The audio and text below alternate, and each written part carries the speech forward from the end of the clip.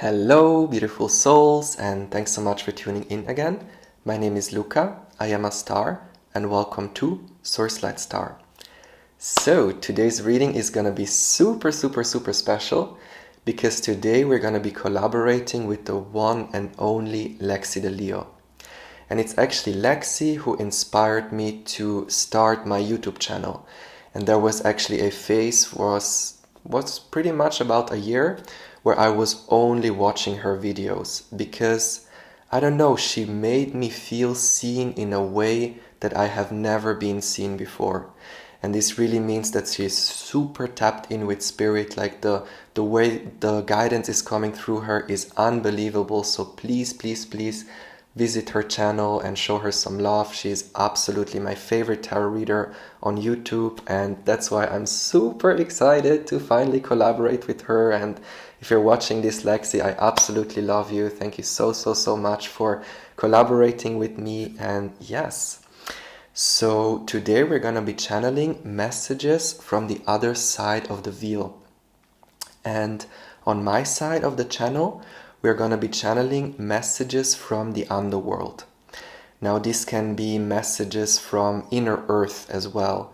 This can be messages from the great void. Like, the underworld has many different layers, and in this reading we are going to be exploring the different layers of what the underworld actually is. And on Lexi's channel, on Lexi The Leo, she's gonna be channeling messages from the higher realms. So it's more cosmic energies, it's more, higher dimensions. So without further ado, let's get in. Pile number 1 is going to be Princess of Spheres, which is the Page of Pentacles. Pile number 2 is going to be the Queen of Cups.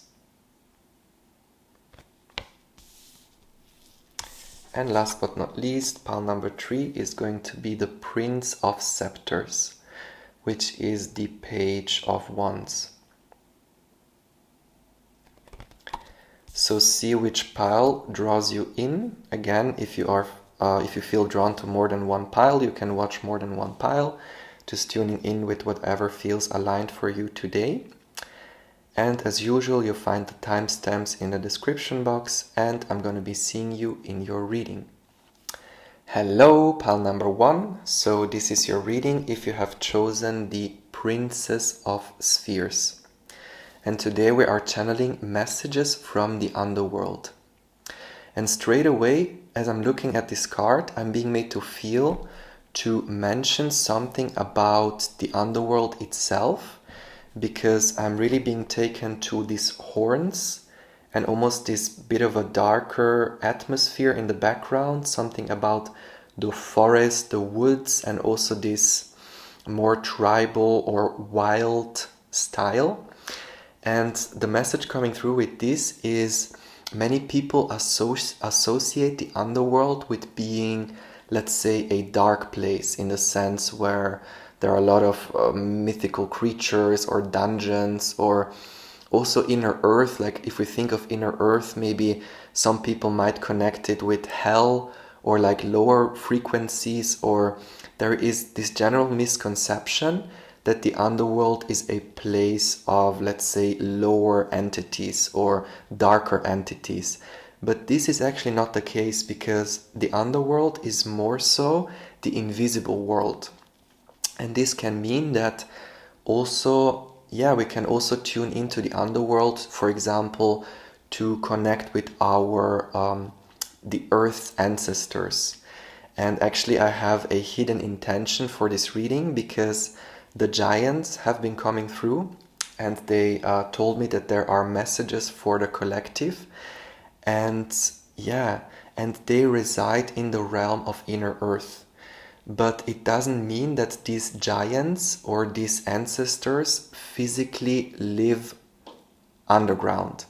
Like there could be, I'm not denying the fact that there could be maybe some underground civilizations physically present under the earth. But when we talk about the underworld, we are more so referring to the other side of the veil, or everything that is invisible. And where the giants come in, this is actually more so like a blueprint of, let's say, ancient civilizations, or there is something about, let's say, Earth's ancient past that is somehow stored in this realm, but it's not really present. Because if we think about the underworld, or if we think about the three realms of creation actually, being the underworld, the middle world, and the heaven world, then we can also look at it as past, present, and future, in the sense that everything that went on before us in Earth's history, Earth's ancient past, is somehow energetically stored in the underworld, because this is the frequency of the past, but obviously we know past, present, and future does not exist. So everything is present, but energetically, where it's stored in the underworld. And that's why, for example, when we dream and we visit past lifetimes, we go to the underworld, because we are opening pockets of information that are connected to Earth's ancient past. And this is very much where the giants come in. So whenever we are wanting to learn more about lost civilizations, about Lemuria, Atlantis, or when we are literally curious to find out the true history of Earth, we want to tune into the energies of the underworld, but also calling in the giants. Because these giants, they have been living on Earth in super ancient times. Like now we're talking even before Atlantis, even before Lemuria, because these giants, they are actually our star ancestors, and they are more non-human, like they are more extraterrestrials than really human. They come from the Pleiades, from Lyra, also from Sirius, like there are many different beings, also Orion, and they basically were the gardeners of Mother Gaia. And still to this day, we still have stories in Norse mythology, but also in Siberian shamanism, also in Native American cultures, the stories of the giants, more so connected to the frost land, something about the land where there is a lot of ice. And this is where these indigenous stories, like they're actually referring to this time before Earth was as it is today. So this is really referring to this time where, the giants have been here on Earth to almost code the waters, and they were the gardeners basically. They were seeding DNA and light codes from the higher realms into this Earth realm. And that's why, if we want to learn more about Earth history, we can call in these beings, because they know Earth the best. Like they're really we can even call them the watchers or the gardeners.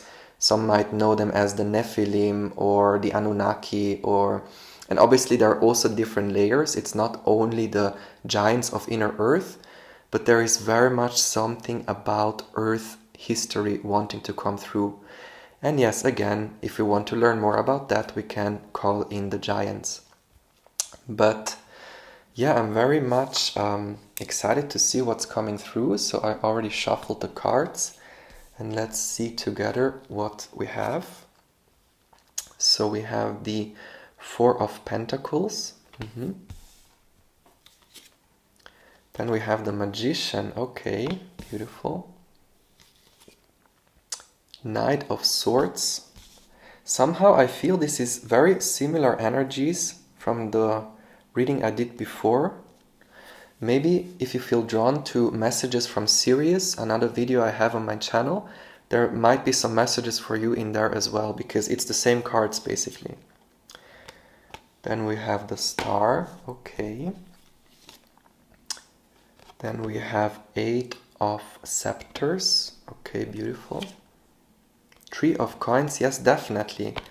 Definitely. It's very similar energies, but we will find out more. Eight of Swords. The sun, okay, wow. And we have an extra card. The world, beautiful. Okay. So yeah, for some reason I keep on being taken to a dream that I had, and it was something about the runes, and it was something about actually talking with spirits, because some of us might think that calling in the giants or calling in spirits from the underworld is maybe something which requires a lot of effort, or maybe you might think we have to meditate a lot, or maybe some might think it's even dangerous to call in spirits, or there is something about working with these realms and knowing that, yeah, we can literally just set the intention. Like if we know why we want to connect with these beings, for example, finding out more about Earth's history, or finding out more about our past lifetimes, or getting to know about Lemurian culture, or anything that is related to Earth's history or Earth's past. We can call in these spirits and these beings from the underworld. But there is something that about, yeah, we can set the intention, and then it can also be that, for example, when we have a dream, then the answer is going to come. Like it's not in the sense where, we're actually channeling a being, but it's more so, yeah, it's a different process. That's what I want to say. Because when we channel higher dimensional energies, it's almost this energy of taking the higher realms and channeling them into the earth. So it's almost this downflow of information. But with the underworld, I'm being made to feel the process is different, because it's a resurfacing of energies, or a remembering of something, because again, we're talking about the past. And obviously past, present and future is only an illusion, but what I'm being told with this is the process, how we channel information from the underworld, is a bit different in the way that we can set an intention and allow this information to almost spontaneously surface. And that's why we can receive these spontaneous insights when, for example, when we are in a dream state, or like meditating at an ancient site where it's not an active looking, but it's really allowing it to spontaneously emerge. And this spontaneous emergence of information has something to do with building foundations.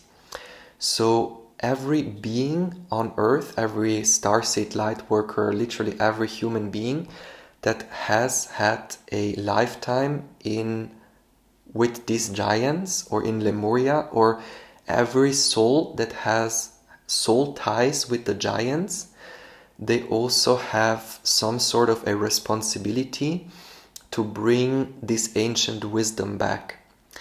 And this could mean that then you are spontaneously guided to a certain place. Some things that come to mind are, Sardinia, which is very known for stories of giants, or pretty much anywhere, also the Cyclopes in ancient Greece, or again Native American cultures. There is something about starseeds or light workers that are drawn to certain places, and this is so that these pockets of information or these codes can resurface, and then when we remember, it's our responsibility to then speak this wisdom into creation, or to build something based on this wisdom. Or there is something about researching this ancient knowledge, or reaching out to the giants, connecting to the underworld to bring this wisdom to the surface. And this helps us build structures or foundations on a collective level, because there is an element of almost bringing through this frequency of collaborating with mythical creatures. Because one thing that I'm also being told is, in the next years to come, mythical creatures will start to contact human beings even deeper. And the way we do that is actually by remembering that it used to be like this in ancient times already. So that's why when you are drawn to a certain place, then it could be that in a past lifetime you have already lived on this land, and in these times you might have been communicating with these spirits, the elemental beings, the dwarves, the giants, all these mythical creatures. And yeah, in order to create a bridge, in order to bring this frequency back, it's literally about remembering that we have already been there. And the best way we can remember, obviously, is visiting these places and having this spontaneous emergence of this remembrance and this information. And there is something about, it's very specific and it's hard to find the words, but it's a very different process than reaching out to our star family and channeling the information. So I'm being made to feel there is a very specific group of star seeds or of light workers that are meant to tune into these energies of mythical creatures and the giants. But it's very much also coming through as, if this is very new to you, if you have never heard about this, then I'm actually being told that right now you're listening to this message because this is gonna start to become more common in your life, like this spontaneous feeling, like also just a feeling that maybe inner earth civilizations are reaching out to you, or a feeling that a specific mythical creature is very connected to you, or you suddenly start to be very inspired about sirens, wanting to learn more about sirens or leprechauns or unicorns, or there is something that has to do with mythical creatures and inner earth or the giants that is gonna start to become, you will start noticing it everywhere, or it keeps on coming up. And you're listening to this reading today to kind of prepare you for what's to come. Because with the magician, there is an element of, with this wisdom, with this remembrance, you're here to create something. You're here to actually embody the same essence and energy that you used to have in, let's say, these ancient civilizations. Because with the magician coming up, it's always about the embodiment of that energy. And simply by remembering the presence of these giants, then we are already creating this bridge that allows this consciousness to flower. There is an energy of flowering, like blooming. And I'm also being told that the more we embody that specific frequency, the more we attract, let's say, our giants tribe. Because tuning into this energy, I'm really being made to feel this is very, very specific. Like a very specific group of souls that are meant to collaborate with these giants, to collaborate with the mythical creatures. And even for those who don't resonate with it, it's more so letting us know that there are these beings, or again, it's helping us understand Earth's ancient past. Also with Taurus energy, something about the human family, but not only the human family, but the Earth family. That there are not only humans, but there are also these star ancestors, and they also call Mother Earth their home, like planet Earth their home. Like human beings are not the only species here on Earth. Like there are so many spirits, there are so many mythical creatures, and just because we can't see them doesn't mean that they also have, let's say, a right to their home being nice and high vibrational. And that's why these beings, they collaborate with us on the surface to allow Gaia to raise in vibration, so that eventually they can also start to come to the surface. Now, if this happens physically or not, it doesn't really matter, because it doesn't matter if we are face to face with one of these creatures, or if they connect with us, let's say, spiritually in a dream state or in meditation, because it's not about if it's physical or spiritual. Like, it's spiritual anyway. Like, physical and spiritual is just two sides of the same coin. But there is something about acknowledging the presence of them and that's all that is necessary. So we don't have to literally see them face to face. Like, there is very much something about allowing their presence. Like, they want to help us familiarize with the idea that there are civilizations in inner earth, but it's not as we think it is. Maybe it could be, I'm not denying it, maybe it could be that they're physically inside caves or under the earth, but personally I feel it's more a higher dimension. And again, earth is their home as well, and they are wanting to raise the frequency of the earth, and that's why they are collaborating with us, so that their consciousness and their presence is almost accepted, or almost, they want a comeback. That's what they're telling me. Beautiful energy. I'm actually feeling called to pull some oracle cards to see what else we have. And we're channeling messages from the underworld, from inner earth. Okay. Yes, definitely. Okay. The message is very clear. We have star children, no wheels, psychic, different, cosmic inspiration and light. Then we have sacred space, telepathy, co-creation, communing, honoring. And we have creation, unique expression, flow of creation, joyfulness. Okay. So this is very much a confirmation of this specific group that is meant to work with these beings or with this realm. Because with the star children, I'm almost being made to feel this energy of, let's say, imaginary friends, or something about spiritual guidance. Like, I'm being made to feel as a child, you were already very much connected with these beings. Like, we all have guides, we all have spirit guides that help us, especially in the first 7 years of our life, because as children, especially newborn children, they are more cosmic or more spiritual than they are human, and that's why they sleep a lot. That's why they're not really here. Like, they're very much still somehow in between the realms. And this is also so that our spirit guides can almost help us get used to this physical realm. And I'm being made to feel that some of you, the guides of some of you when you were a child, were actually these giants. They were actually these fairies and these beings. And this is not the same for everyone, because some of us can have ancestors as guides in the first 7 years. Some of us, obviously not only the first 7 years, but this is where the help is most crucial, or it's most necessary, because it has something to do with grounding on this earth.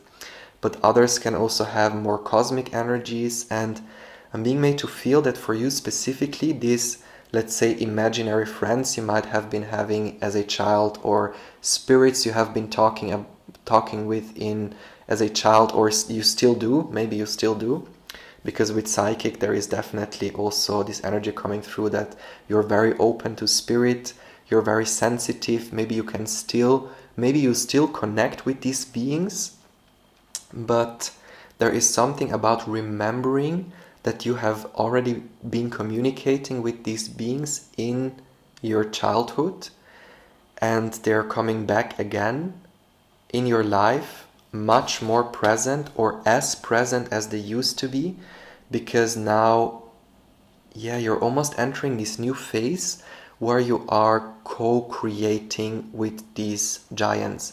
And this is very much where the confirmation comes through, because it says co-creation and creation. So unique expression, like, since you have this connection with these giants or these inner earth beings, only you have the wisdom that is necessary to bring a very specific thing into creation.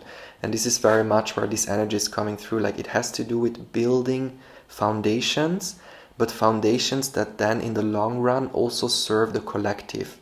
And there is an element of accepting the presence of mythical creatures, or almost working or familiarizing a bigger range of humans, or like introducing a bigger range of humans to these beings, or helping the collective understand that there are these beings and that there are these ancestors, and they are actually here to help us create this sacred space. Because again, Gaia, Mother Earth, planet Earth, is also their home, and they want to help us create this space where we all can thrive, and where humans can thrive, and yeah, maybe even the connection between the two realms can be more fluid, because there is also something with no veils. Like, basically what they're doing is helping us open the veils so that the communication is much easier. And actually the ultimate goal is that the frequency of the earth is rising so much that it is the same as it used to be in ancient times, where we already have been communicating with these beings. And that's why the most important thing to make this happen is remembering that we already have been there. And all the beings who have had incarnations with these beings, with these giants, maybe you might have been one of these giants as well. When you remember, you create this bridge, and this is what allows this consciousness to bloom. Yes, there is something about flowering, like the flowering of a new awareness, a new level of consciousness. And this is very much where also the Knight of Swords comes in. A higher perspective, but a higher perspective of what Earth is. So we are wanting to see that Earth is actually a super magical place, because we might think of, let's say, everything that's magical is maybe connected to the higher dimensions or to the stars, or we might think, oh, Earth is just a boring planet with, I don't know, where it's lacking magic. But no, it's actually not true, because Earth is super magical, and there are all these mythical creatures, and they're basically, saying, hello, we are here, please remember, so we can allow this awareness to be reborn. There is an element of the rebirth of something. And this is also very much where the sun comes in, because with the star and the sun, there is something about the sun is charging the physical realm, and the star, in this case it's coming through as Sirius, is charging the spiritual realm. So there is also something about understanding both sides of the wheel, understanding the heat and the light of the physical sun that allows everything to unfold, flowers to bloom, people to live and breathe. But there is also something about not forgetting about the spiritual sun. And that spiritual sun is actually the sun that is, let's say, charging the spirit world or the underworld. And it's a different kind of light, because this light is the physical light, let's say, where we can see things, the light that allows us to see. But there is also another subtle light that is almost, it's almost a projector of the dream realm, or like it's the subtle light that allows us to see in the dreams. And there is something about looking at life through both eyes, because I'm almost being made to feel this is the right eye of Ra, which is the eye connected to the physical realm, and this is the left eye of Thoth or Horus, which is then connected to the underworld. And this is actually very much also the halls of Amenti. Some of you might be wondering if there is a relation between the halls of Amenti and the underworld, and the answer is yes, because Thoth, being the guardian of the halls of Amenti, that is very much, it's the guardian of the underworld, or it's the guardian of, also Thoth is the keeper of the records. This is where the Akashic records are, let's say, stored. And it's part of it is stored cosmically, but part of it is actually also stored within the earth itself. So very much something about not only tuning into cosmic energies, but remembering the importance of also tuning into the underworld and knowing that the underworld is not a dark place, knowing that the underworld is not hell or is not an unenlightened place where we might think it's full of demons, or I don't know, some of you might be thinking that, but there is very much something about actually letting go of limitations, like every limiting belief where we might think, oh, maybe it's better not to connect with mythical creatures because that's dangerous, or maybe it's better not to call in certain beings because they might attack us, or like there is something about letting go of perceived limitations so that we can open to unlimited possibilities. Because there is something, also about inspiration, like seeking inspiration from Earth's ancient past. Because these beings, they know exactly what Earth needs in order to maintain balance. And they actually have been helping us since the dawn of planet Earth to maintain balance. Because again, these giants, they are the gardeners. And yes, they basically take care of planet Earth, so they know exactly what Earth needs in order to maintain balance. And we might think we need to only connect with starseed energies or higher realms in order to bring the balance back, but that's not the case. We want to also bring in the presence of the giants to help us create the world, and the world is this sense of fulfillment and accomplishment, or actually being one with the world.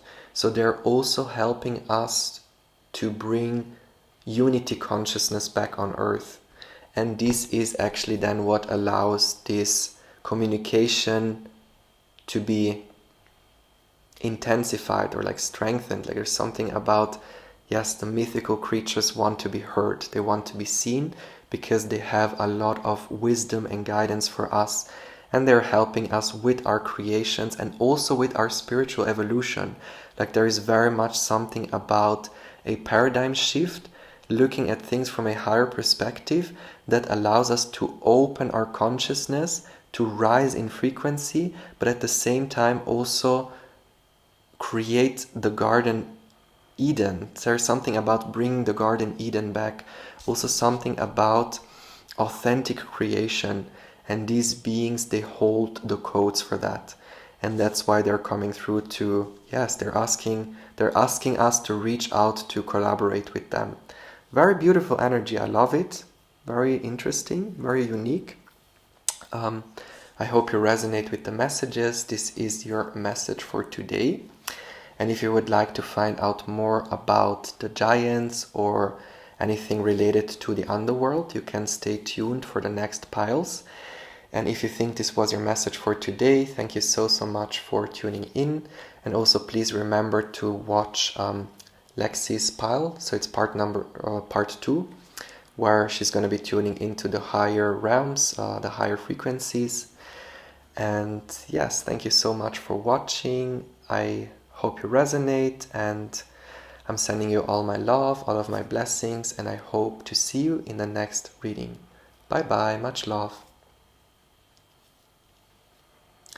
Hello, beautiful soul. So this is your reading if you have chosen pile number 2 with the Queen of Cups. And today we're going to be channeling messages from the underworld.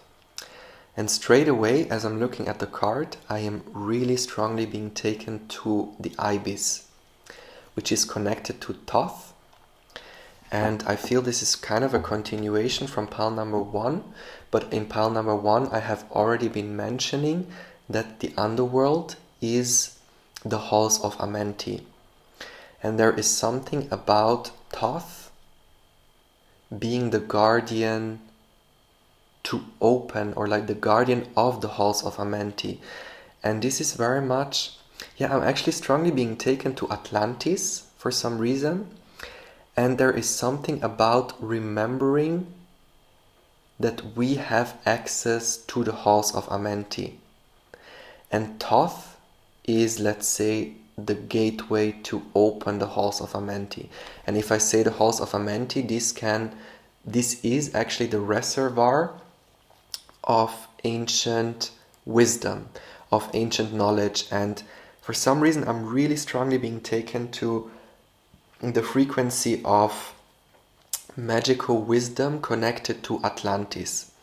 So the message coming through with this one is, maybe some of you might be wondering about Atlantean wisdom. Like, obviously, if you have had a past lifetime in Atlantis or Lemuria, you may want to remember the spiritual practices that they have been doing, because we know a lot about Buddhism, we know about Vedic astrology, or like Vedic wisdom, and I don't know, Christianity. Like, let's say, yes, there is quite a lot of wisdom, let's say, physically stored, but there is also something about knowing how to access wisdom that is, let's say, non-physical. And this is very much where the halls of Amenti come in. So when we know how to access this reservoir of information, then we can actually bring these ancient teachings back, because there is something about us remembering the spiritual practices that people have been doing in Atlantean times. And obviously this wisdom, I personally believe it's out there somewhere. I don't know who has this wisdom, if it's secret societies, or maybe if it's the Vatican or other organizations, or organizations without a name probably, or like rich families or elite or anything. I don't know. I feel the information is definitely out there somewhere. But we don't have to ask them to give us this information, or to beg for a disclosure, or to ask them to tell us what they have been hiding.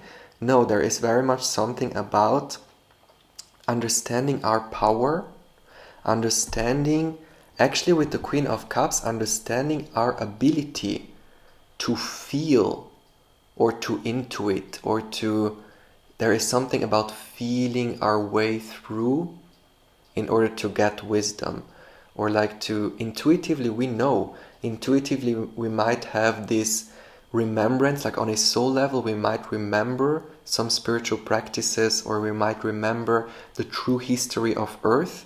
And there is something about trusting our intuition, trusting our innate wisdom, and also trusting our ability to find out exactly what we need to find out, or to find out the wisdom to find out the answers that we might be looking for. Because the answer to some of the questions we might be having related to Atlantis, or related to Earth's ancient history, is actually by tuning in with the cosmic intelligence. And this is very much where Thoth comes in. So Thoth, being the guardian of the halls of Amenti, is actually an analogy of us human beings connecting with the cosmic intelligence, or understanding that we are the cosmic intelligence. And this is what allows us to retrieve this wisdom. And it happens with our sensitivity. So some of you might be resonating with being an empath, or maybe you are also a tarot reader or a channel, because there is very much something that you, on a soul level, you're able to, even if you don't consciously know it, or even if it's not conscious, like your cells remember, the water in your body remembers. And yeah, there is something about connecting with the water element in order to retrieve this ancient wisdom. Sorry, my camera cut out. But yeah, what I was saying is, trusting our intuition, trusting our innate wisdom. And also, there is an element of, we don't need to ask for permission. We don't need to ask for, obviously, everything needs to be in line with the cosmic law. So the intention of wanting to retrieve this wisdom should be for the betterment of the collective. Like, it's not about abusing this power, because if we want to retrieve this wisdom with the intention to receive power, or to gain power, or to gain knowledge in order to abuse that, then this is what closes the gates. Because if our intentions are pure, then the wisdom is, the doors are going to be opened, and these spirits will then channel this information through us. Because there is something about working in line with the cosmic energies. And for some reason I keep on being taken to Thoth again, and actually in the ancient Egyptian mythology, in Kemetic Netarianism, Thoth is the consort of Ma'at. And Thoth and Ma'at, they are both the record keepers, and they are also the nature of wisdom. So in order to gain wisdom or to retrieve this wisdom, we always have to make sure to be in line with Ma'at, or to act in Ma'at. And acting in Ma'at means to act out of a purity of intent, or to navigate or to try to retrieve this wisdom, but without wanting to abuse this power. A very strong message coming through. But yeah, maybe Thoth has some guidance for us to help us tune into the house of Amenti, or maybe there is a guideline of how to retrieve this information, or maybe not. We'll see. We always want to keep it as open as possible. And I have already shuffled the cards, and we are channeling messages from the underworld. So let's see what we have. 9 of coins, beautiful. The moon, okay, yes, very nice. Then we have the 10 of wands. Then we have the page of wands. Then we have 3 of swords. Then we have 2 of scepters. Then we have the death card.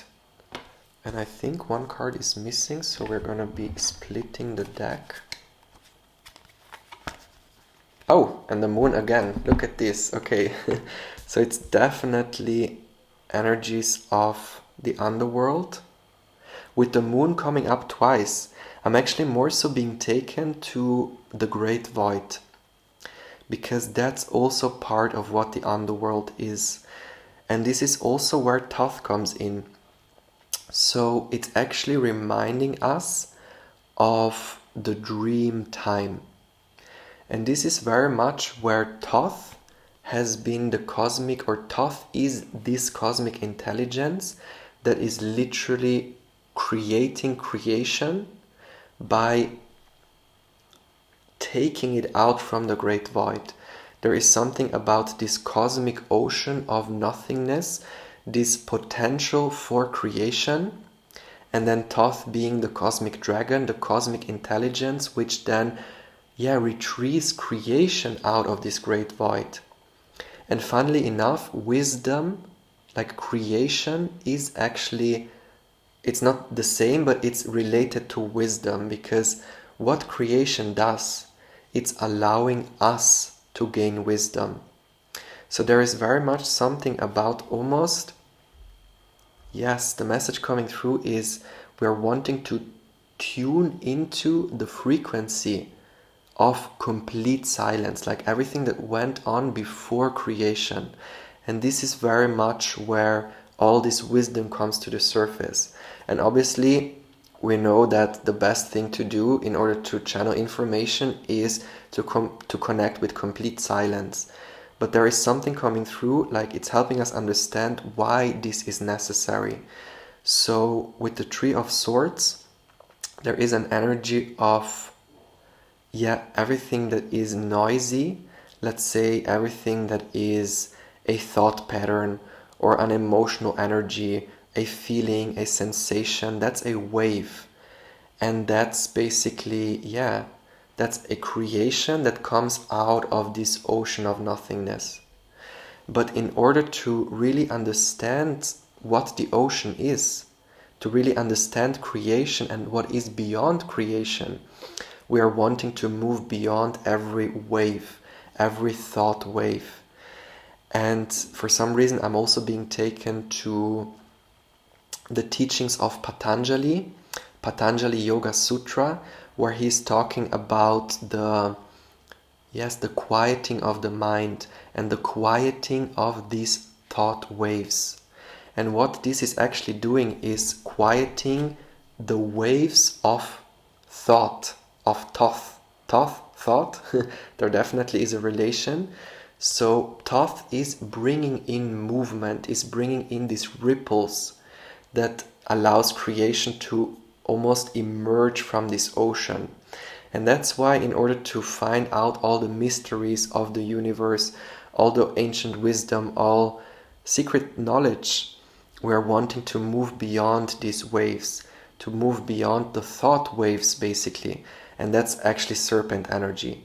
And that's why, if we talk about the underworld, that's also the serpent realm. But again, the underworld is not the great void, but it's actually this first thought wave in this cosmic ocean. But it's this potential energy that is permeated by an intelligence, but it is not yet formed, it is not yet created. And this is this realm of potentiality. But again, these are the different layers. So one layer is creation, where everything has form, everything is crystallized, everything is manifested. Then there is, let's say, the underworld, where nothing is form yet, but there is intelligence, there is thought waves, there are these serpents, and these serpents are actually the spirits, which then design this whole earth. And that's why the underworld also resonates with the energies of the first and the second dimension, because this is this realm where, let's say, elemental beings reside. These spirits exist as a wave form, and from this intelligence then emerges a flower, or emerges creation. But again, in order to understand that, we want to connect with complete silence, because when we do that, it's almost like we are connecting to that space before creation, or that space of no space, because the great void is no space, no time, no creation, no nothingness. It's not complete nothingness, but it's the potential of everything. And there is very much something about, yes, connecting with that space of unlimited potential, of unlimited possibilities, and actually literally remembering that all the wisdom is within ourselves, because the moon coming up twice, that really resonates with the energy of the unconscious. And now the Jungian psychology is coming through, because the conscious is the physical world that we see with our open eyes, everything that is here right now. Then there is a subconscious layer, where it's like conditionings, the inner child is also there, the inner teenager, like everything from the past that shaped our present. And then there is the unconscious. And the reason why it's unconscious is because there is so much information. Obviously, it's really true. We technically would have access to all the wisdom in the entire universe, in all of creation and everything that is beyond creation. But obviously, this information would be so much or too much for our limited brain to handle. And that's why it is unconscious. So it's almost there as this potential of wisdom, this pool of nothingness, which is not nothingness, but it's, potential information. And by tuning into the silence, or by quieting the waves of our mind, by going beyond the spirit waves, by going beyond the serpents, then we are able to make the unconscious conscious. And when the unconscious becomes conscious, that would then be the superconscious. And that's very much the energy of the hermit. When we are lighting this torch, the hermit is going into the dark forest with a torch. That is actually the process of making the unconscious conscious. And it happens actually through silence. And that's why the hermit is this energy of isolation, this energy of tuning inward, quieting the mind. It's about getting to know the inner realms. and again making them conscious. Because there is something about when we understand the invisible workings, or when we tune into silence, or when we understand how the universe comes to be, it somehow has to do with releasing some pressure.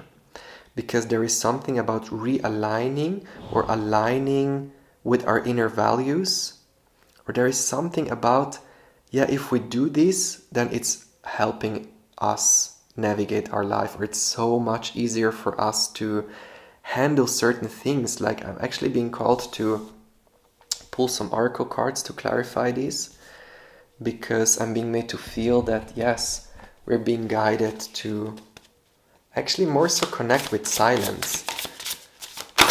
And this is helping us let go of some loads we might be having. But yeah, let's see what we have. We are channeling messages from the underworld. 1, 2, and 3. So the other one fell on the floor.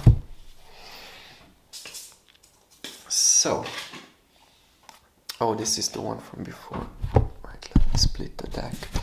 Okay. So we have breathing, okay.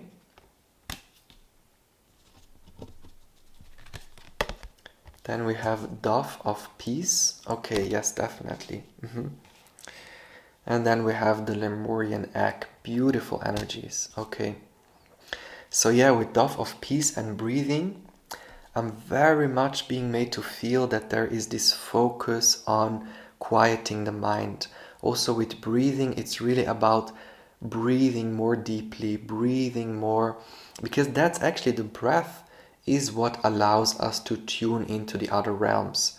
And it's not so much about having a fancy meditation technique or having a super nice ritual and invoking certain energies, or it's very much the breath is the key, or the breath is the gateway to the other realms. And we don't even need like anything, like we don't need plant medicine, or we don't need any rituals or anything in order to tune into these other realms. And actually some of the plant medicines, all that they are doing is actually allowing us to breathe deeper. But again, we don't need to ingest plant medicine in order to breathe more deeply.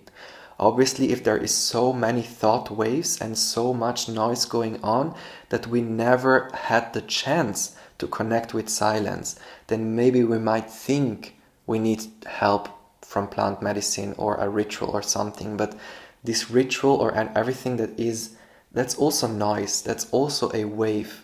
But what we are wanting to do is to go beyond the waves, to go beyond creation, and to completely connect with silence.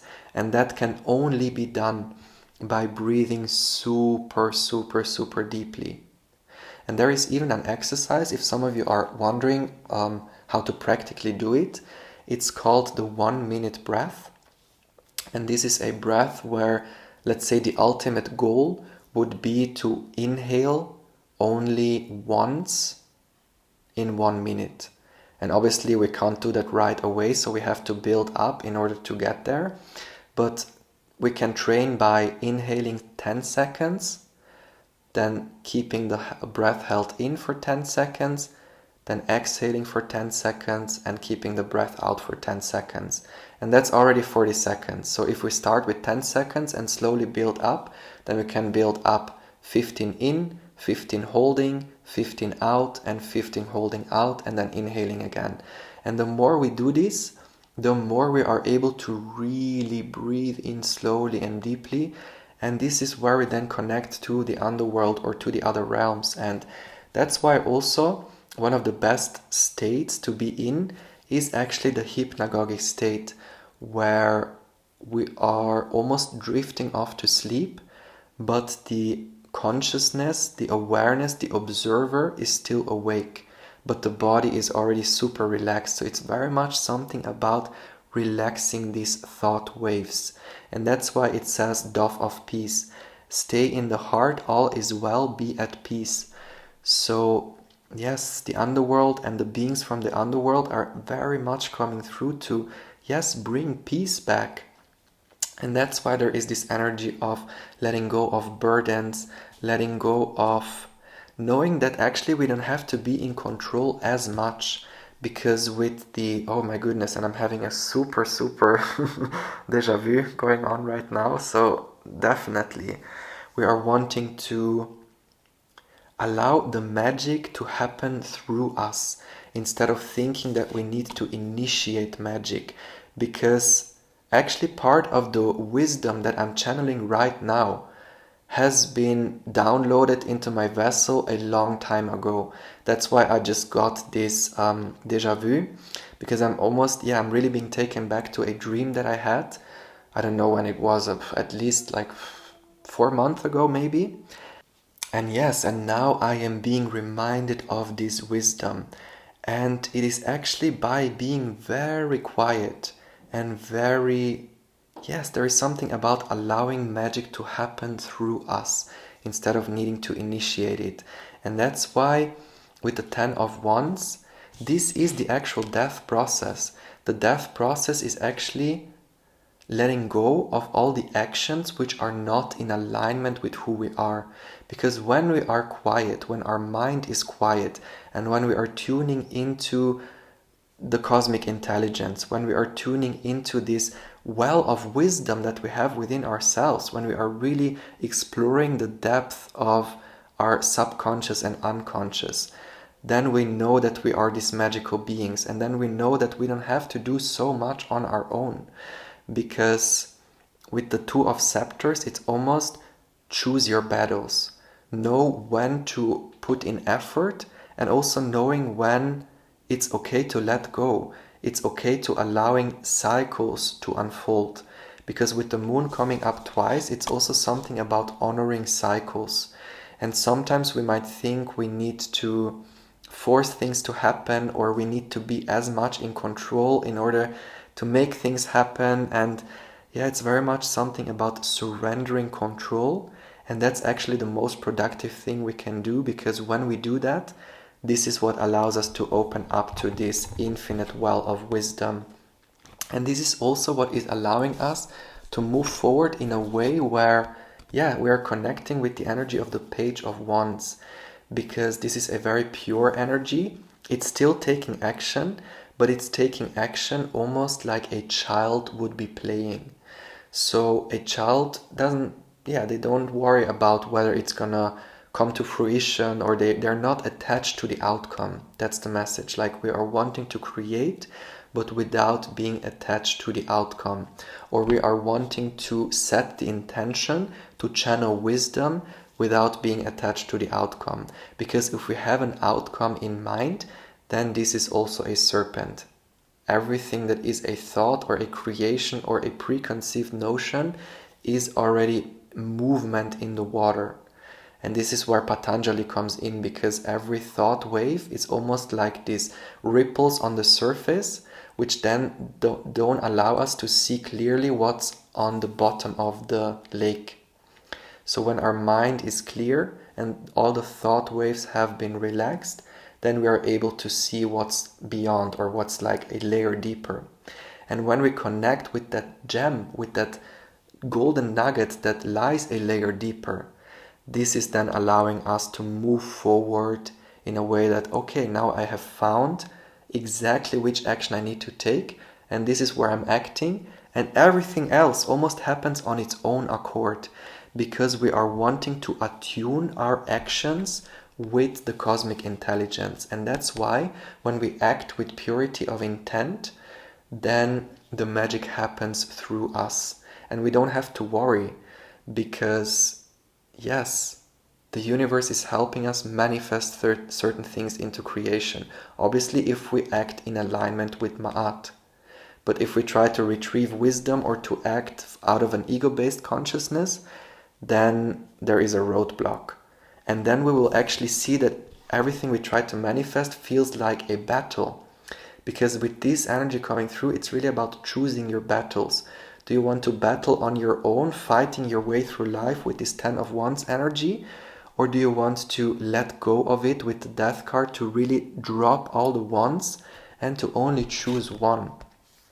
And the one we want to choose is the one which is in alignment with who we are, which is in alignment with Ma'at and Thoth, like in alignment with the cosmic energies.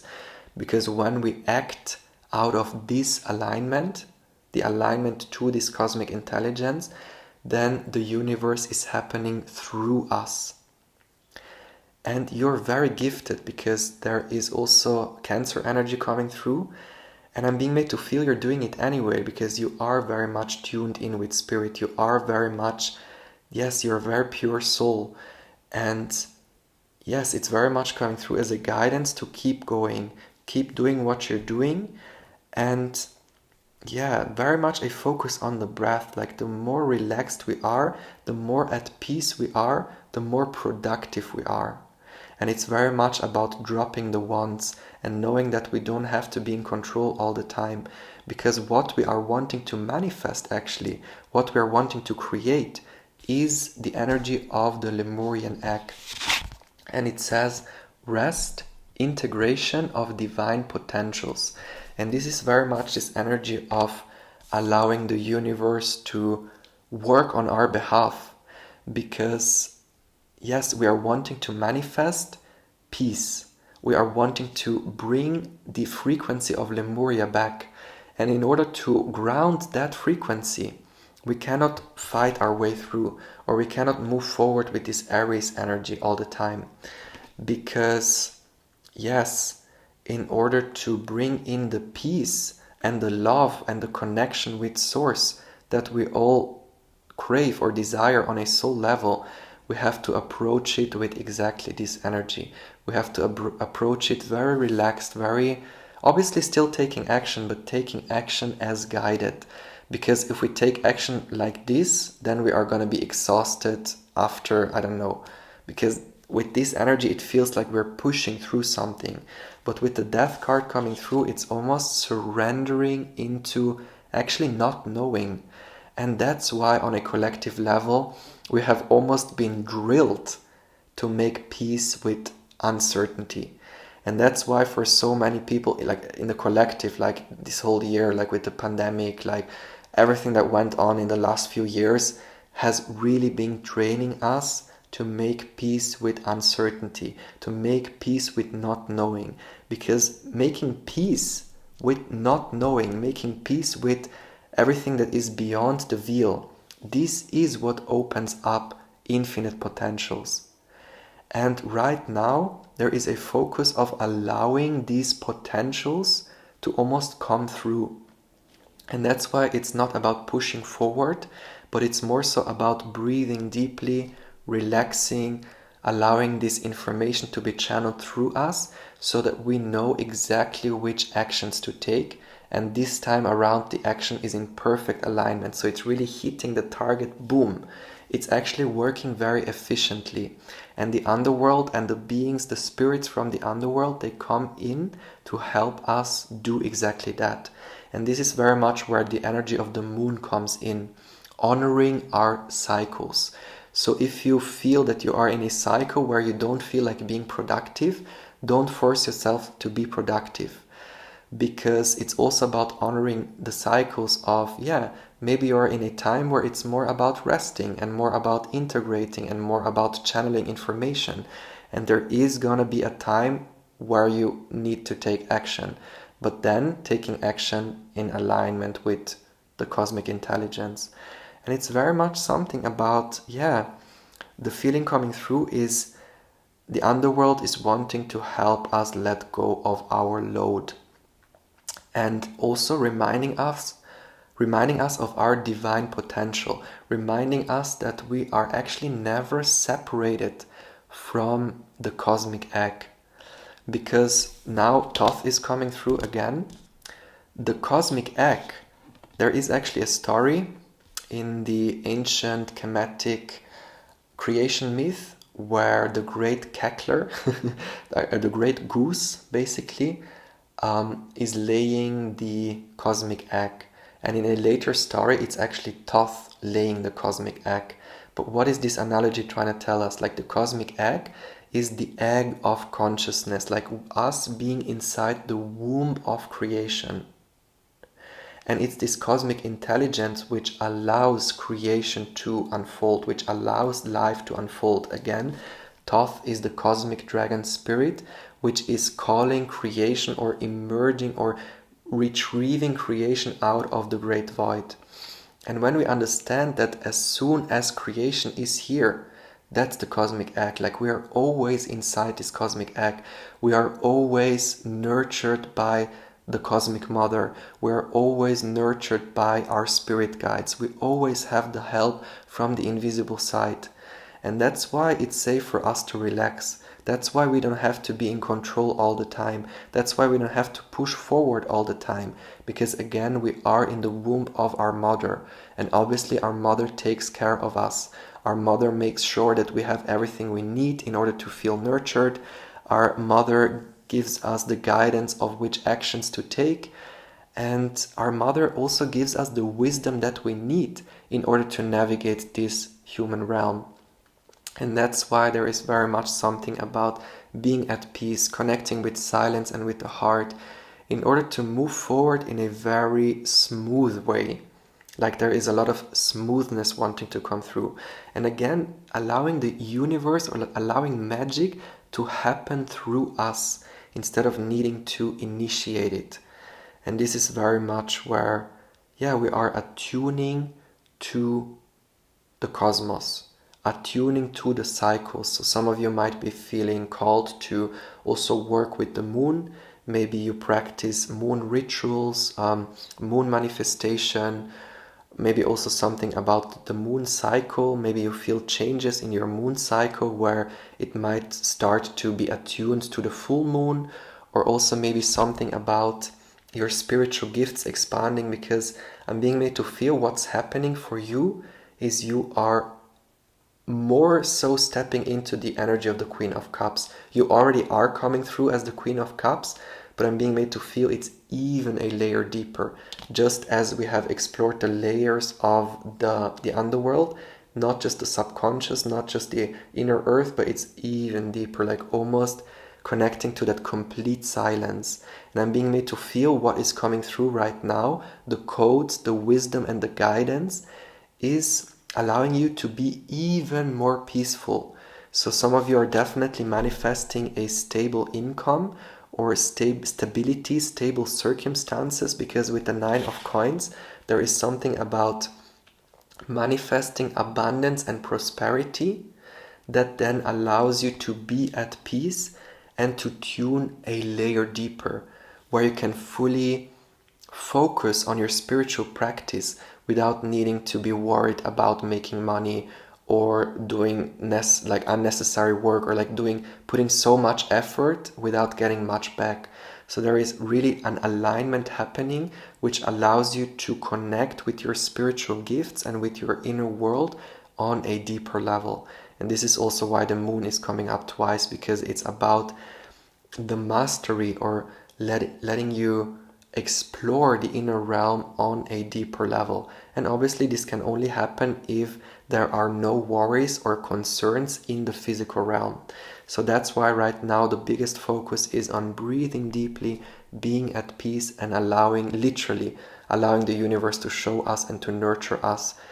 And the more we, actually now it comes full circle, the more we embody that frequency, the more we feel ourselves and see ourselves inside the cosmic egg, the more, this frequency is radiating from our heart, and the easier it is for us to bring Lemuria back. With the Lemurian egg, it's about bringing in the Garden of Eden again. If you come from pile number 1, we have been talking about the mythical creatures connecting with humans on a deeper level. This is exactly this frequency, and it happens when we know that the whole cosmos is inside the cosmic womb of creation. And we are being guided and nurtured all the time. Very beautiful energy. So this is your message for today. I really hope you resonated with the messages, and please let me know in the comments if you did. And also, if you would like to find out more about the underworld, you can stay tuned for the other piles. And if you feel that this was your message for today, thank you so much for tuning in. I'm sending you all of my love, all of my blessings. Thank you so much for watching, and I hope to see you in the next reading. Bye bye. Hello, pile number 3. So this is your reading if you have chosen the Prince of Scepters. And straight away, as I'm looking at this card, again we are channeling messages from the Underworld. And for some reason I'm really strongly being taken to this lion here. And it's actually the deity of time. I'm not quite sure about the name. I think it's Yaldabaoth. Yaldabaoth. I'm gonna research it, but I think it's that. And there is something about transcending the cycles of time, because we also have Scorpio energy coming through, which is connected to the moon.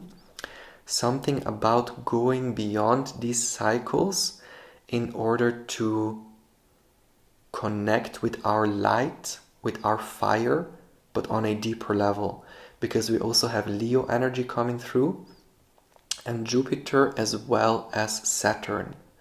So there is very much something about letting go of Saturnian restrictions, or the restrictions that are imposed on us by time, and connecting to our innate power, but on a deeper level. I'm very interested to see what this is about. I have already shuffled the cards, so let's see what we have. Then we have art.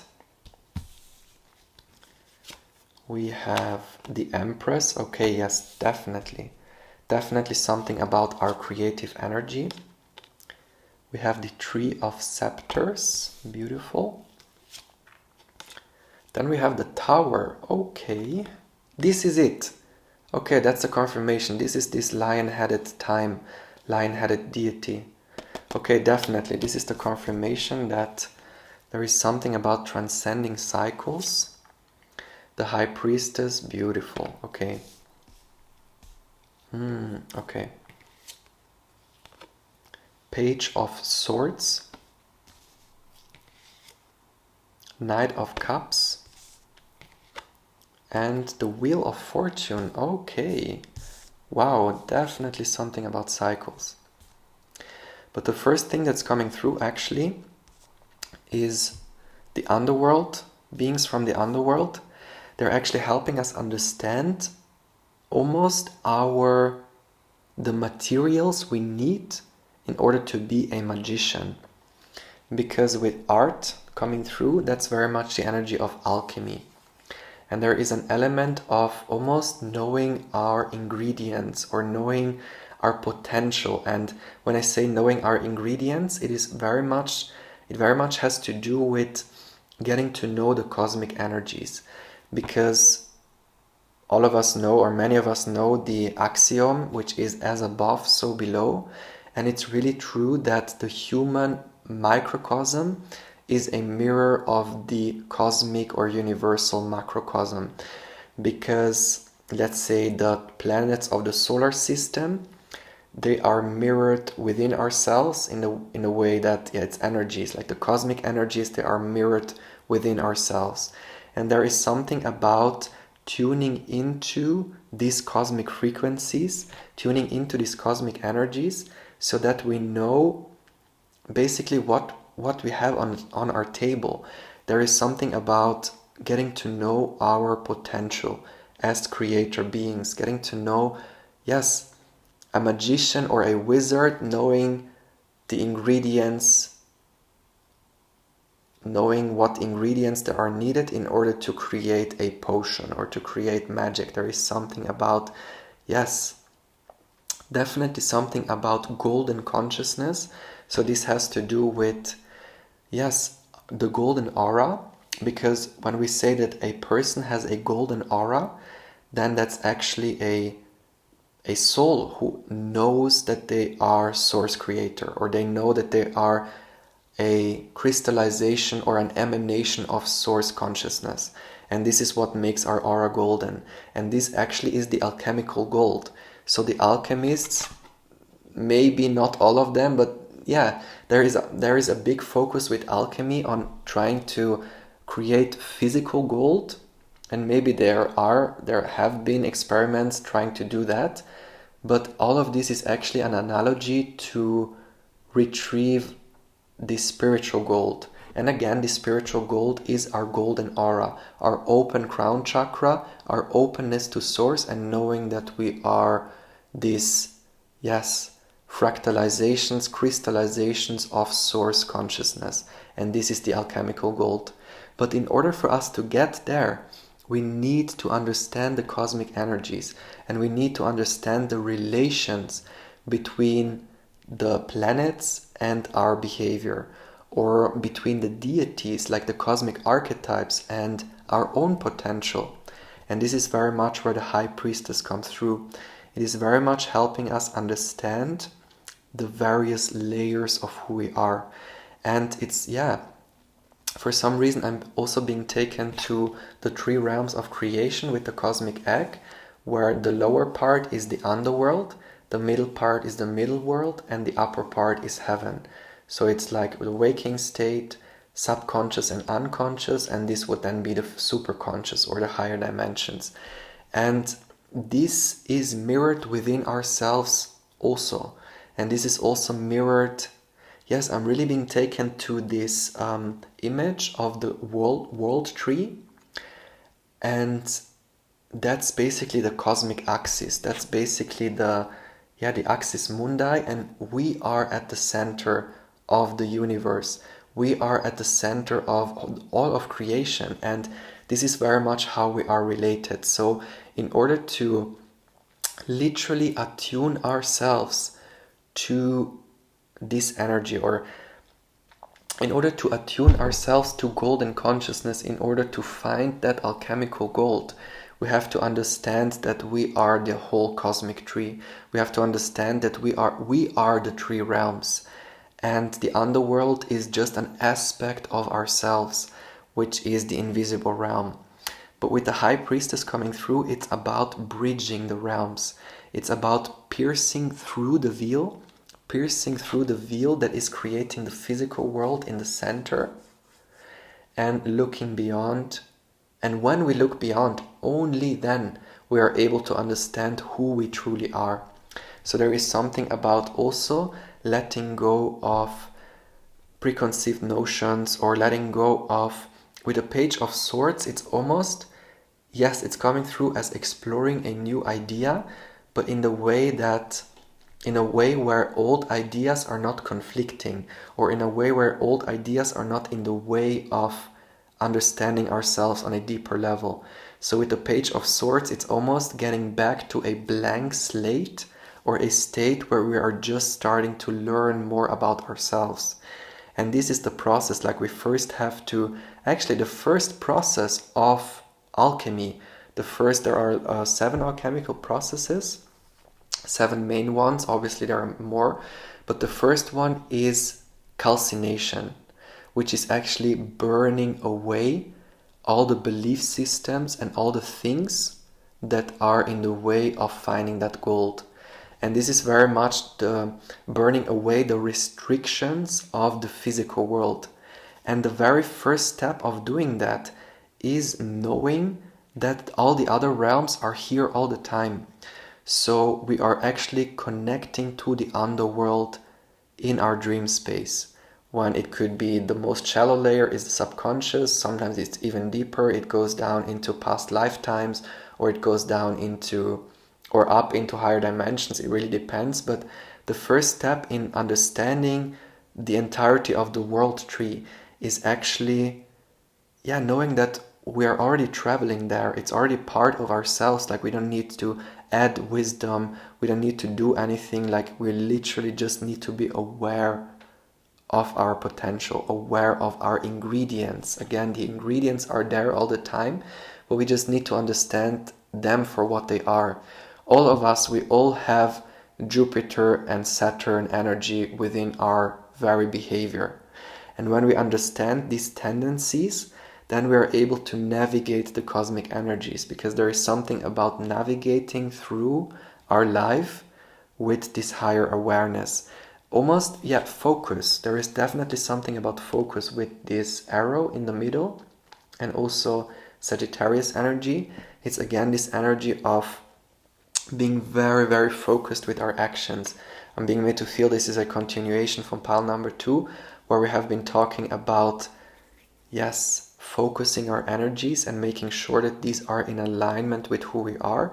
And this is very much the energy of then shooting the arrow forward. And yeah, with the Empress, again, there is something about creation, but creation in a way where we don't feel that we need to sacrifice ourselves, because there is an element of self-sacrifice coming through, or almost this feeling of, yeah, maybe some of you might be thinking, in order to fully commit to my spiritual practice, I have to sacrifice something. I have to sacrifice my job, or I have to sacrifice my security, because I won't be able to work as much in a, let's say, 3D job if I fully commit to my spiritual path. There is definitely something about understanding that we don't have to self-sacrifice in order to find that alchemical gold. Because again, there is this energy of approaching the situation as a child would do. Approaching the situation without there being any conflicting thoughts. Or maybe even for some of you, because time has been coming through quite a lot, the deity of time, not being daunted by maybe how long something is going to take, or will I have the time to fully commit to my spiritual practice, or how much time is it going to take to manifest, or there is very much something about not being restricted by time, but also not being restricted by anything that is physical. Because the Empress, yes, it's the physical realm. The Empress is basically the divine feminine energy, divine feminine wisdom. But divine feminine wisdom, like wisdom, can not only be gathered by observing the physical world, but wisdom can also be gathered by tuning into the underworld, by connecting with our dream space, by, the Empress, that's wisdom basically. And we want to, like, the priority should be to add wisdom, or to add experience. It's not even wisdom, but it's experience. So the question here is, what is more important for us on a soul level? Is it being in a job that allows us to be stable or have security, but then we never have any experience? Like, there is something about, what are we actually sacrificing? Like, we think we are sacrificing our security in order to follow our spiritual practice, but actually, if we never follow our spiritual practice, then we're actually sacrificing our life, because there is something about sacrificing our life force energy for a job that we are not really enjoying. Or like, there is something about, it's kind of hard to find the words for what I'm feeling, but there is something about, I hope it made sense anyway, but I tried to find other words to explain this. It's basically, yes, we are not sacrificing anything if we are fully committing to our spiritual path. Because when we choose to follow our spiritual path, then the universe is helping us to create circumstances that allow us to move on with that lifestyle. So if some of you are worried that maybe if you quit your job and commit to your spiritual path, you won't have enough money, or you won't have stability, then the question is, what are you actually sacrificing? Are you sacrificing your time in order to receive money, but then never have a deep spiritual experience? Or, the question is, what are you sacrificing? What are you willing to give away in order to find that gold for yourself? And if you are a free spirit, and if you say, I don't care, I'm gonna quit my job and I'm gonna commit to my spiritual path, in the trust and in the knowingness that the universe is going to provide, then the sacrifice that you're doing is maybe sacrificing your stability for a few years before you have a new routine that allows you to be abundant. Like, that's the question. Like, are you wanting to sacrifice your freedom? Are you wanting to sacrifice your creative energy in order to have security? Are you wanting to sacrifice, like, there is something about, what do you want to sacrifice in order to receive wisdom or to gain wisdom? and knowing that there is no need to sacrifice anything, even if it might feel like a sacrifice, or even if you might feel like, okay, now I'm gonna quit my job, I don't know how I'm gonna make money, so I have to sacrifice that security. But then it's not a sacrifice, because what you're gonna get afterwards is worth so much more than maybe being in an unfulfilling job that is limiting your experience. Because the question here is not what are you sacrificing, but what allows you to have a deeper experience of life. And then it's about choosing that specific thing. And if staying in the same old job, which is unfulfilling, doesn't give you the experience, the soul enriching experience that we all crave, then it's really an invitation to maybe explore other ways. Because with this one here, the Tree of Scepters, there is also an element of traveling, exploring, experimenting, and also the universe has our back, because the eagle is coming through, and when we act with purity of intent, also with the lotus, then the universal and the cosmic energies, they're almost carrying us throughout certain experiences. But obviously if we hold on to our security, if we are afraid to let go of a limiting job, a limiting relationship, or a limiting pattern, then we never allow ourselves to have this deeper experience of life. So what is the actual sacrifice? Is the actual sacrifice letting go of the security for a limited period of time? Or are we literally sacrificing our entire life for the sake of what? For the sake of having some money and being not happy? And that's why there is something about, if we truly want to commit to find that alchemical gold, then so it is. And then the universe is creating the circumstances that allow us to be in that space. And with the Tower coming through, yes, it's about letting go of everything that we think we need to do, everything that we're like, society imposes that we might need to, I don't know, have a job. Obviously we need to have money, we need to make money in order to physically sustain ourselves, but it's not just about making money in order to survive, but we are wanting to have, yes, there is something about what we want on a soul level is creating these deep soul enriching experiences. Because some of you definitely, as for some of you, I feel some of you are in this Knight of Cups energy where it's a bit boring, or maybe you have some dreams, because it's also idealized visions, the ideal outcome. Maybe you have been dreaming about a specific lifestyle, a specific way of living, but then there is almost this feeling of, oh, I'm restricted by time, or I'm restricted by this pattern, or yes, there is something about understanding that we are not restricted. We are our only restriction. And this is again where these cosmic energies come in, like Saturn being the restrictive energy. That's actually part of ourselves. Like, it's not Saturn beaming its energy onto us and then allowing us to be, or like, it's not Saturn keeping us in a loop. Like, we are keeping ourselves in a loop, and Saturn is just the mirror of the energy that we have within ourselves. So the message coming through with this, like, we are the only ones who are in our way. And when we decide to open the way, when we decide to allow the tower to fall, this is what opens up these unlimited possibilities. And this is what allows the universe to bless us, actually. Because the Wheel of Fortune in the last position, that's the best thing we can have.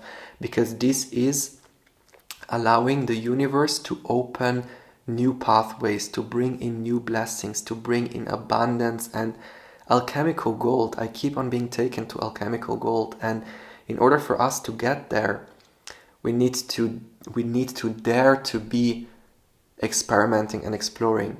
And we also need to make peace with uncertainty. If you come from the other piles, it's also about being okay with not knowing.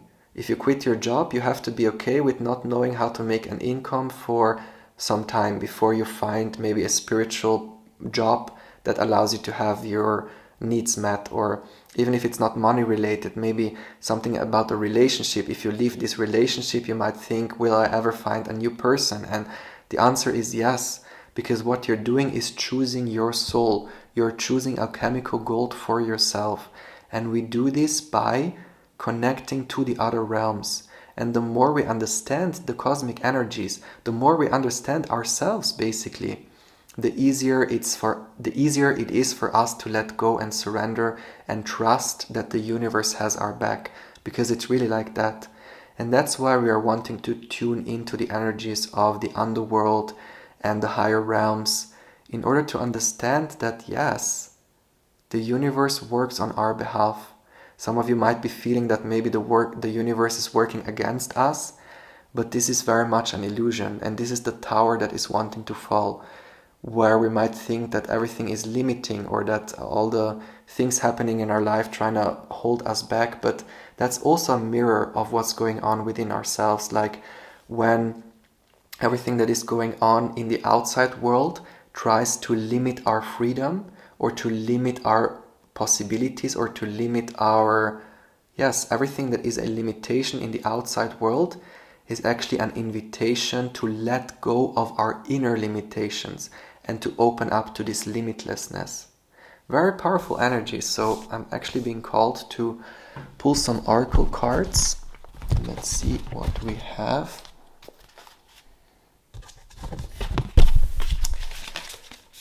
So we are channeling messages from the underworld. Okay, there we go.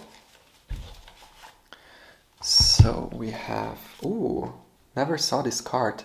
Divine Masculine, Rise of True Gentle Power, True Strength. Yes.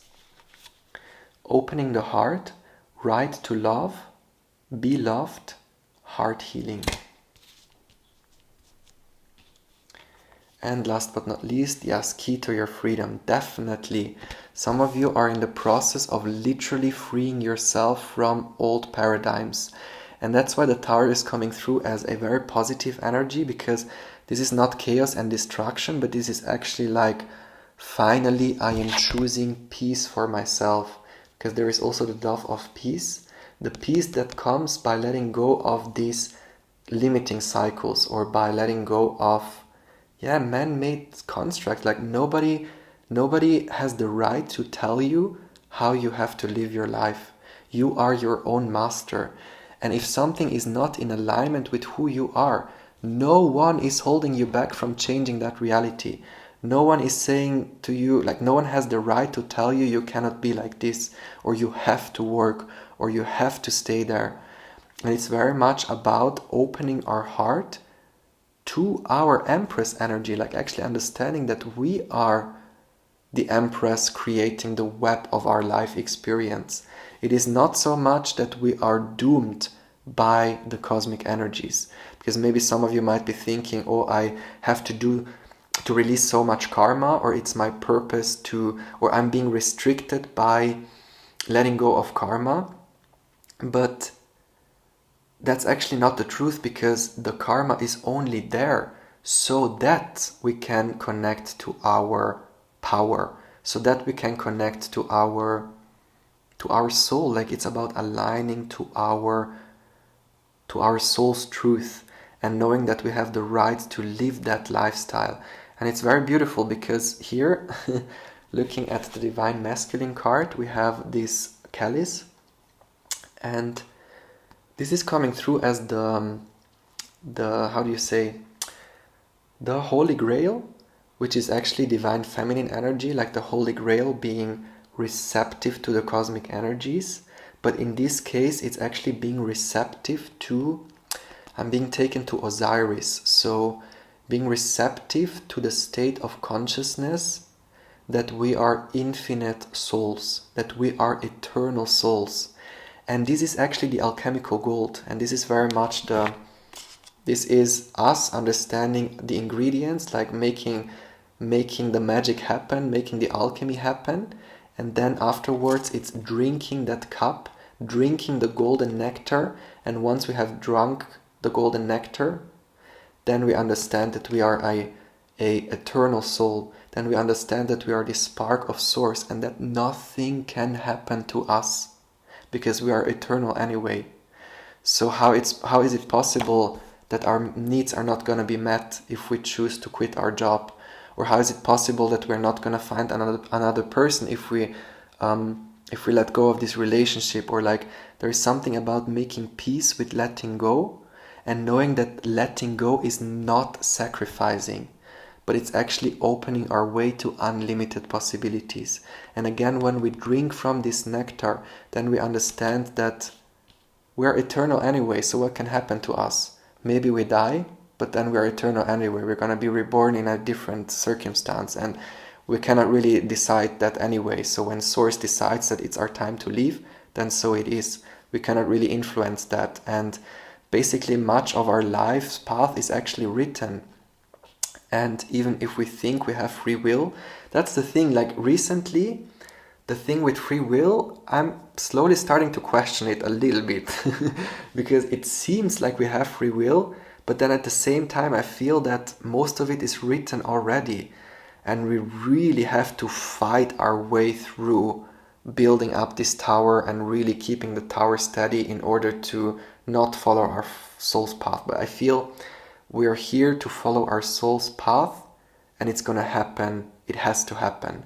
So even if, let's say, we might think that it's something is like a, I don't know, yeah, there is something about understanding that the cosmic energies are supporting us to do exactly what we are meant to be doing. And what we are meant to be doing, these intuitive nudges that come through. And if we have an intuitive nudge to quit our job or to move location or to change our relationship or anything, then it's our responsibility to follow up with that guidance. Then if we always ignore these nudges, then maybe we might create circumstances that are not in alignment with our soul's path, or maybe we might have to reincarnate again to try over again. But we are here to fulfill our soul's purpose. And the more we trust our innate wisdom, the more we trust in this invisible guidance, let's say, with the High Priestess, that's all we need to do. And we don't need to worry about what's next. We don't need to worry that we're sacrificing anything in order to get there. Actually, letting go and this perceived sacrifice is actually the key to our freedom, because this is what allows us to open up to this infinite abundance where the universe really wants to bless us. But the universe cannot bless us if there is this tower in place. The universe cannot bless us if we are anxious by physical limitations or if we are fearful by time. There's something about letting go of fears, letting go of anxieties. Fears and anxieties connected to time, but also connected to the physical realm providing. The universe is always providing. If you come from pile number 2, we are always inside the cosmic egg. We are always inside the womb of our mother, and our mother always makes sure that we are provided for. So that's why it is safe to trust, and that's why it is safe to aspire alchemical gold, because again, we are not here to be our entire life in an unfulfilling job, to then get what? Money and unfulfilling or not being happy. But the actual goal for us should be, or what the universe is wanting to inspire us to do, is to aspire to have experiences, to aspire alchemical gold, because this is what we're meant to be doing here anyway. Like, we have chosen to experience this perceived separation from Source in order to find our way back to Source again. And then of course, if we want to stay in circumstances that are not supporting us connecting with that divine spark, then we can do that as well, and there's nothing wrong with that. Like, we don't all have to follow our spiritual path, or it doesn't mean that every single person on earth needs to quit their job all of a sudden and then start their spiritual journey. But the thing is, every single person will get there at some point, because that's the only way out of here. That's the only way how we can let go of the wheel of time, let go of the physical realm, once we have opened up to spirit completely, because then there is no reason for us to be here anymore. Because yes, we can have as many experiences in separation as we want, focusing on material things as much as we want, but then ultimately our way to transcend to the higher realms again, our way out of physical incarnation, our way out of the cycle of time, is by finding the alchemical gold. And you can ask yourself, do you want to stay here for more rites, or do you want to choose it right now? And this is your choice, and this is the actual free will. The free will is how soon this is going to happen for you. You decide how soon this is happening for you, but it's happening for everyone anyway. So that's why, yes, we have free will, but it's not really as free as we might think it is, because yes, our soul's plan is written, but it is our choice how soon we follow up on that soul's plan. But ultimately, the destination is the same for everyone. And that's why it is safe for us to open our heart. It is safe for us to, yes, open up to that deeper spirituality. There is something about really committing to our spiritual path and knowing that it's safe to do so, and knowing that actually this is the key to our freedom. Very beautiful energy. It's interesting message, of a bit different from the other piles, but that's your message for today. I really hope you resonate with the messages, and please let me know in the comments if you did. And please also remember to watch part number 2 of this reading on Lexi's channel. And thank you so much again for tuning in. I'm sending you all of my love, all of my blessings, and I hope to see you in the next reading.